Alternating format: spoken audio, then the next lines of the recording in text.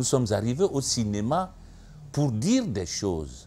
Dikong et sa manière de faire, de composer ces images, mais je crois qu'elle est unique dans le cinéma africain. Il est très gentil, très ouvert. Il est toujours prêt à aider. Dikong Pipa, c'est un grand artiste. Non, lui, c'est un artiste. Dikong n'a fait que des chefs-d'œuvre. Je vis de mon art. Et tout artiste devrait vivre de son art.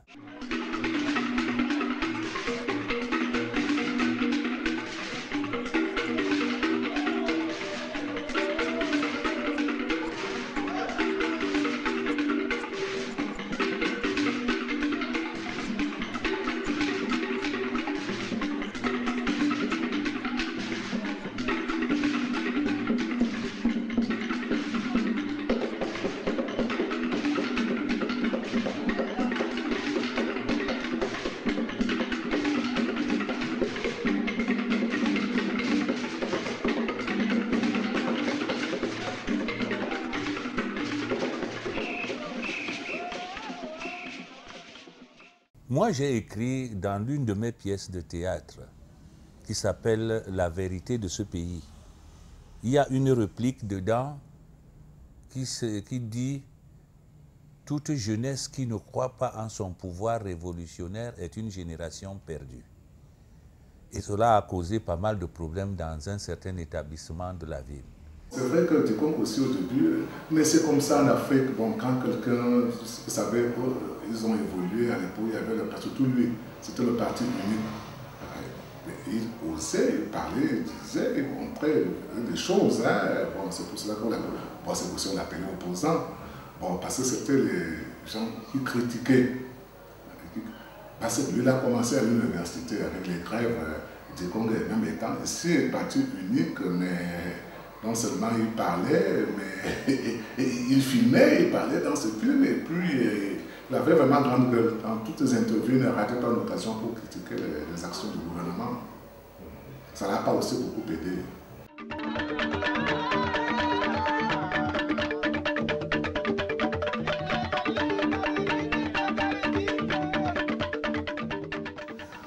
Il vient du théâtre, il a commencé par le théâtre, il est arrivé au cinéma. Il est arrivé au cinéma avec des œuvres extraordinaires. Je suis cinéaste, je m'intéresse à la culture, à l'art, et je peux oser dire que j'ai horreur de l'injustice, donc j'ai en moi un peu d'humanité. Je ne suis pas humaniste. Tout court, je suis le 13e enfant de mon père et de ma mère et le dernier et le seul garçon. Quand on était tout petit, moi et ma petite sœur, on voyait notre papa tout le temps en train d'écrire, on ne savait pas ce qu'il faisait. Il demandait que c'est son métier, il nous disait tout simplement que c'est ce qu'il aime faire. Que quand il n'écrit pas, il n'est pas bien. Donc il passait des nuits blanches à écrire tout le temps. Et chaque fois qu'il finissait un scénario, il pouvait le recommencer 2 ou 3 fois pour être sûr que c'était prêt. Le cinéma, moi, avant de voir un stage, je l'ai appris auprès de Dikong. J'étais son ami et puis j'étais stagiaire, c'est-à-dire que je n'avais même pas de statut au début en tant que tel. C'est Blaise, viens, va voir moi ça, voilà la caméra, charge-moi ceci. Bon, c'était une autre école, on apprenait tout. Parce que Dikong, c'est un monsieur, il peut faire la caméra, hein. Et puis c'est lui qui te dit que met le micro là-bas, le son, il connaît. Même moi, cette lumière, ça, là-bas, machin, c'était la vieille école. Là. Bon, et ça, moi particulièrement, ça m'a beaucoup aidé. La personne physique que j'ai vue, la première, qui a été à côté et qui m'a montré qu'on peut y aller, c'était Dikong Pipa. Moi, j'étais, je crois, en classe 6e ou 5e. Je vois Dikong Pipa entrer dans la salle du centre culturel français. Pour moi, c'était comme un rêve. Il venait de faire Munamoto, il venait de rencontrer les talents de Yenega. Et tout cela, et donc c'était des moments pour moi assez forts. Et je considère qu'avec Munamoto, Dikong a fait un chef-d'œuvre qui survivra autant. C'est un film qu'il faut enseigner dans toutes les écoles de cinéma. Et moi, l'un des premiers films que j'ai encouragé les jeunes ici à voir, ça a été Munamoto. Gando.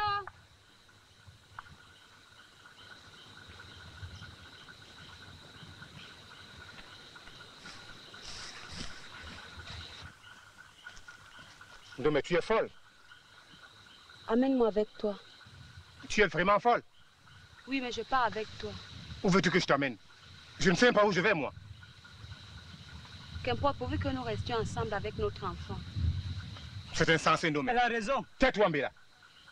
Ndomé a sa place au village auprès de mon oncle, son mari. Tu le sais? Oui, je le sais. Mais on ne peut supporter toute sa vie l'injustice. Nous avons toujours obéi. Il nous faut nous écouter aussi. Tiens. Partez. Ne perdez plus de temps. C'est ce que vous auriez dû faire depuis longtemps.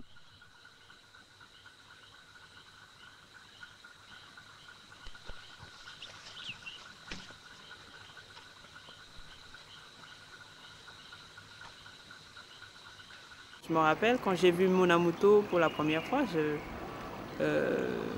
j'arrivais pas à croire qu'à cette période-là, il y avait déjà une mise en scène aussi bien peaufinée. Mais c'est un classique ici, hein, même en Afrique, c'est un classique, évidemment c'est moi. Et fait en noir et blanc, hein.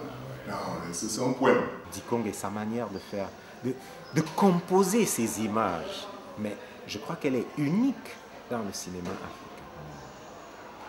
Il compose ces images, Dikong ne filme pas. Parce que quand vous regardez un film comme Munamoto, je ne sais pas si les gens ont vu cette dimension-là, mais on en arrive à oublier que le film est fait en noir et blanc.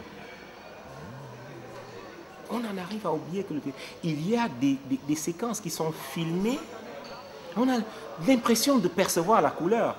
Tellement les images sont... Elles ne sont pas filmées, elles sont composées. Avec Munamoto, j'ai voulu défendre la femme, les sans-voix en fait.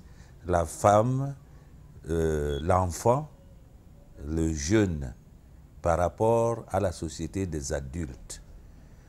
Bon, ça c'était un prétexte. Il s'agissait en réalité de l'homme face au pouvoir. Mais l'homme le plus important n'est pas forcément celui qui a la force de l'âge. C'est pourquoi j'ai choisi la jeunesse face au pouvoir. La jeunesse dans nos sociétés, qu'elles soient africaines, même européennes, on peut le constater chaque jour, n'a que des obligations, des devoirs. Mais le pouvoir, c'est les autres, c'est-à-dire les adultes. Le jeune n'arrive à avoir des droits et de pouvoir que lorsqu'il n'est plus jeune, c'est-à-dire lorsqu'il est responsable d'une femme, d'un enfant, etc., où il ne peut plus changer le monde. Or, la mission des jeunes sur Terre, ce n'est pas de continuer nos noms, mais c'est d'arriver à faire mieux que ce que nous, les parents, avons fait. Sinon, ce n'est pas la peine que les enfants naissent. Mais les enfants, pour moi, les enfants viennent au monde pour améliorer le monde.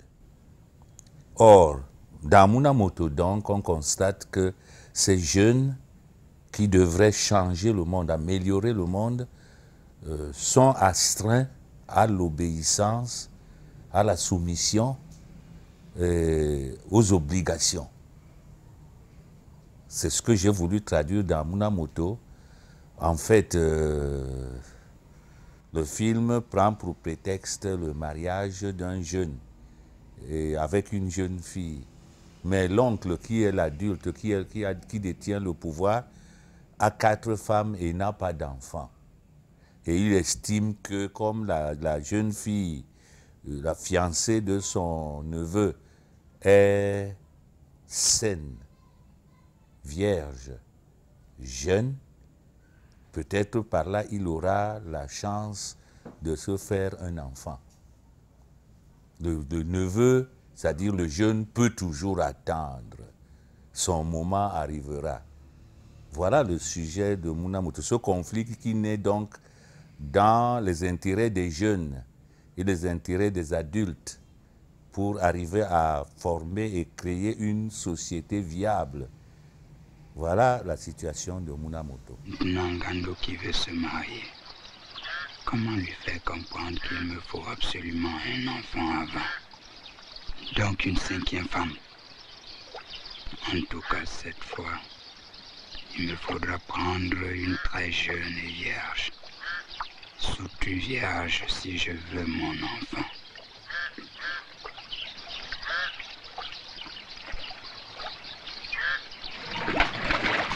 Dikong et Pipa, pour moi, c'est, je peux dire, le doyen du cinéma camerounais. Je le considère comme d'autres disent des baleines, d'autres parlent d'éléphants. C'est un grand frère, comme je l'appelle, mais c'est aussi un bon vivant. C'est-à-dire que Dikongé, malgré son âge, il ne se gêne pas de rester avec nous à 2h, à 3h du matin. Il ne boit pas d'alcool, mais il est avec nous. Nous buvons, il est avec nous. Il est resté très jeune dans son esprit. Il n'est pas détaché du cinéma parce que jusque-là, même tout comme il a Douala, il écrit, il a les projets, il a les scénarios sont prêts. Après, à être réalisé, mais il cherche le financement.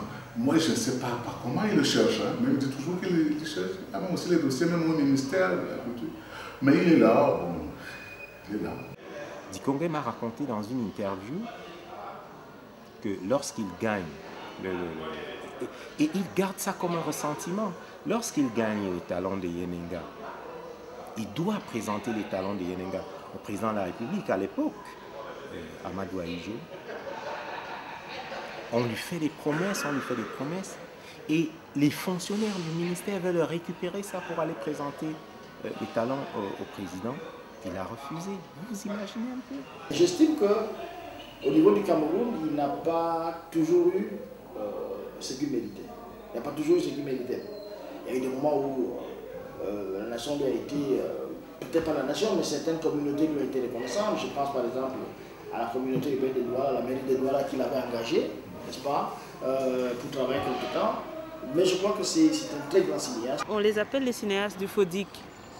Comme je dis, les cinéastes de l'État, des gens qui ont été cinéastes à une époque où l'État s'occupait du cinéma, l'État, et c'est des gens qui n'ont pas pu se recycler, on va dire, parce que après les données ont changé, après l'État a coupé les, on va dire, les vivres, c'est-à-dire le FODIC est mort. Le rôle de l'État est d'abord d'être initiateur. Bon, mais quand il a initié, il faut coordonner. Il faut donc, pour la coordination, il faut créer des structures. L'État a le devoir de créer des structures. Et le Cameroun a très bien commencé en créant le FODIC, par exemple, le Fonds de développement de l'industrie cinématographique. C'était quelque chose qui n'existait nulle part en Afrique. Le Cameroun était en avance. Mais pour gérer le FODIC, l'État s'est tourné vers des gens qui ne connaissaient rien du cinéma, qui ne servaient que l'État, mais qui ne servaient pas la culture du cinéma. C'est ça le véritable problème. Si bien que le FODIC a disparu. Et lorsque le FODIC disparaît, on ne peut pas dire que c'est la faute des cinéastes, parce qu'il y a un faux débat selon lequel les cinéastes n'auraient pas remboursé l'argent du FODIC. Ce n'est pas vrai. Parce que l'État camerounais, on le sait, a mis plus de 5 milliards de francs dans le cinéma. Mais les cinéastes camerounais n'ont pas utilisé 600 millions. Où sont passés les autres milliards et les centaines de millions? Et la deuxième chose, après la création du FODIC et la disparition du FODIC, est-ce qu'on a le droit d'abandonner tout un pan de la société, c'est-à-dire l'art cinématographique? Les jeunes, aujourd'hui, ont besoin de cet art comme dans les jeunes de tous les autres pays. Le cinéma est un outil de développement de l'homme et d'épanouissement pour toutes les sociétés humaines. Pourquoi chez nous, on n'amène pas les jeunes à faire du cinéma? Il faut que les jeunes fassent du cinéma. Dans cette ancienne génération de cinéastes camerounais, il n'y a pas beaucoup qui ont réussi à rebondir parce que il fallait avoir une maison de production, il fallait pouvoir rechercher ses financements soi-même, bref, il fallait beaucoup d'autres talents que forcément eux, ils ne savaient pas cultiver ou n'avaient pas prévu de faire parce que ce n'était pas leur travail. Eux, c'était des cinéastes, c'était des artistes.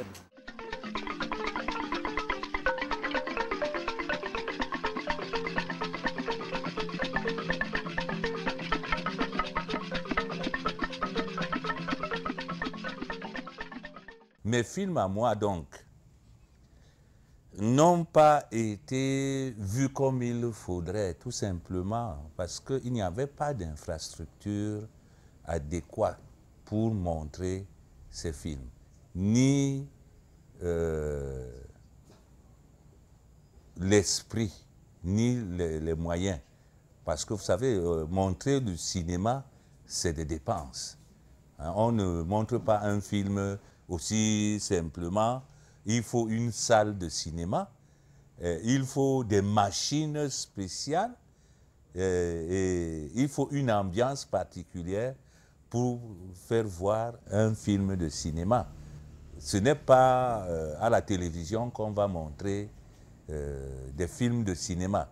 La télévision se sert des films de cinéma pour boucher l'espace, hein, pour essayer d'attirer l'attention du public pour vendre la publicité. Or, le cinéma n'est pas un média pour vendre la publicité. Le cinéma est un art, un commerce et une industrie. Donc c'est un art complet. C'est une industrie complète et c'est un commerce florissant quand on sait le servir.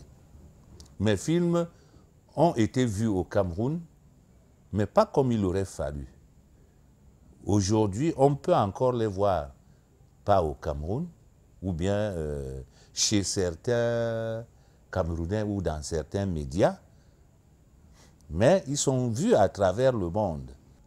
Le film camerounais existe et la société camerounaise doit en prendre conscience. Il faut que quand un film existe, il soit montré d'abord à son public avant d'aller ailleurs.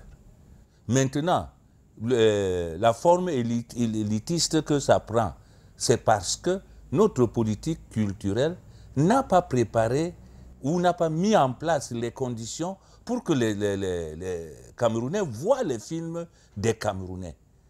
Même quand la télévision n'était pas là, on se débrouillait pour montrer nos films nous-mêmes. On se battait, on se bagarrait. Alors qu'aux États-Unis, quand vous faites un film, mais on vous l'achète s'il est bon. On vous l'achète pour le montrer au public. Mais ici, chez nous, on ne l'achète pas. Il n'y a pas de structure pour qu'on achète.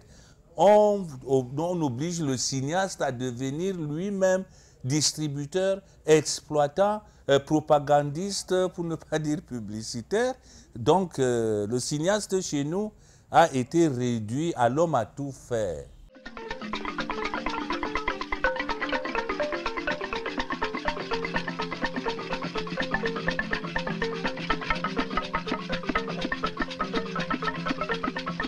Chaque fois qu'il est sollicité, il ne se gêne pas. Il ne se gêne pas.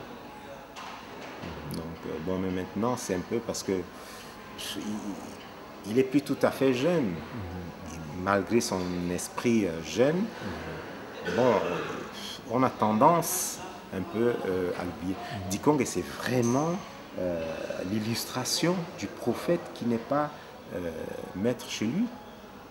Vraiment, parce que on l'a mis en parenthèse au Cameroun. Sur le côté professionnel, je voudrais seulement insister pour que vraiment ils puissent encore travailler, qu'il associe aussi les jeunes maintenant. En plus, si l'associé au je ne vois pas quel monsieur de son âge avec qui peut encore travailler, il a intérêt avec les jeunes là maintenant. Il faut que les jeunes qui s'intéressent au cinéma aient une formation véritable. Ce n'est pas prendre la caméra, poser une caméra et faire tourner la caméra. Non. Il faut savoir poser la caméra, savoir se servir de la caméra pour dire quelque chose. Il faut se servir du comédien pour exprimer quelque chose. On ne dit pas au comédien, assieds-toi là, marche ou mange. Non. On lui donne une directive. Et cette directive est en fonction de ce qu'on veut exprimer. Donc, on doit avoir une formation de metteur en scène pour diriger les comédiens. pour toucher à la caméra, il faut avoir une formation de caméraman. Voilà les conditions dans lesquelles nous pouvons arriver à intéresser les industriels.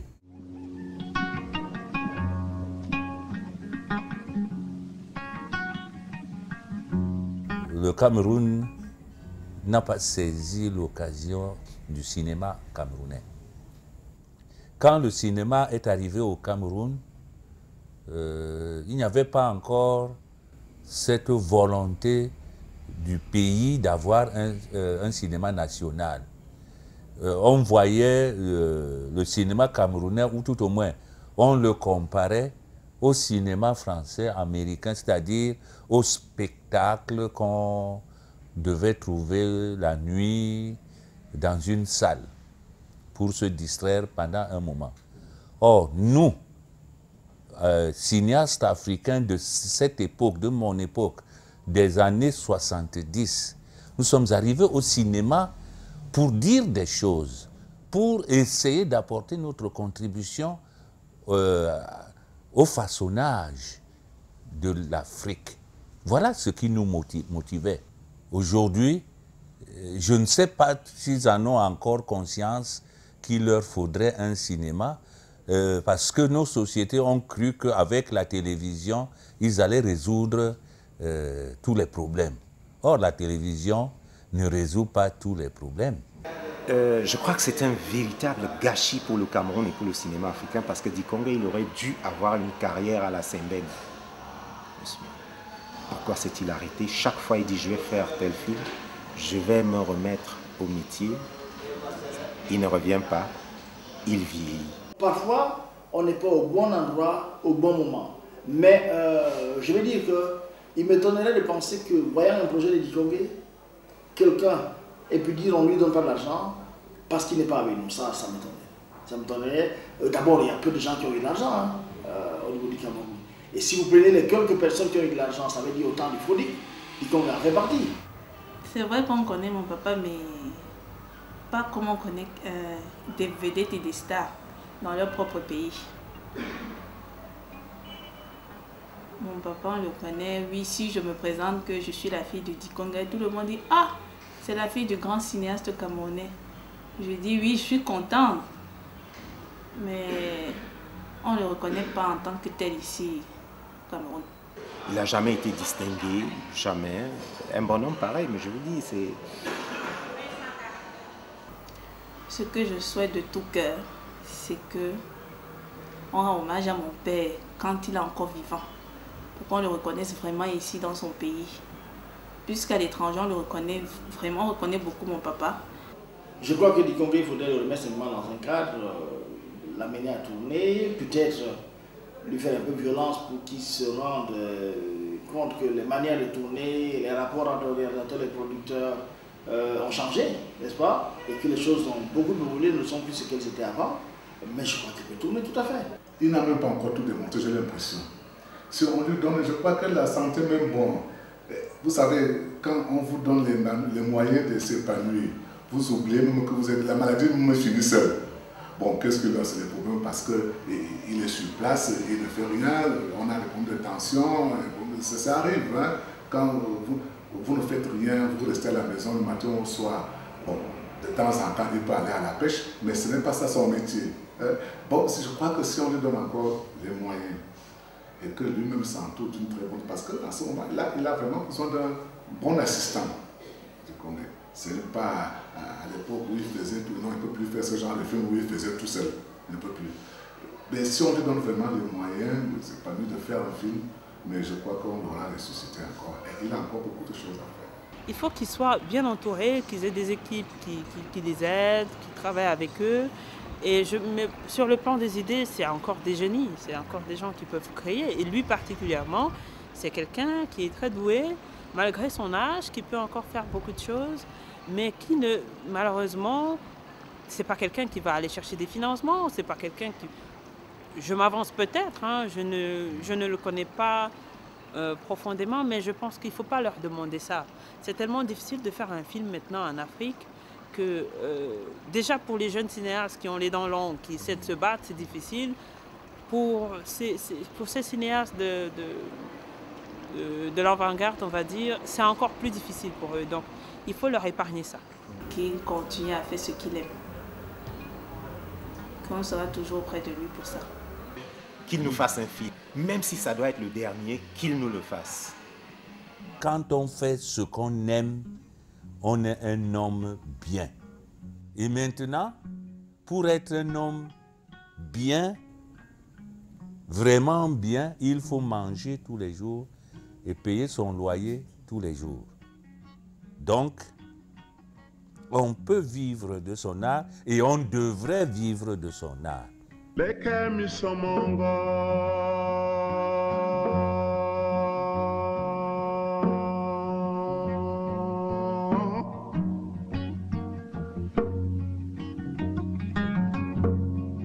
Lambe matoe mongo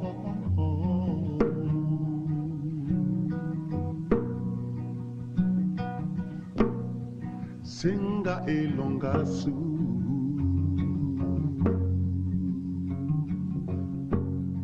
Osi dimbe ya muti mongo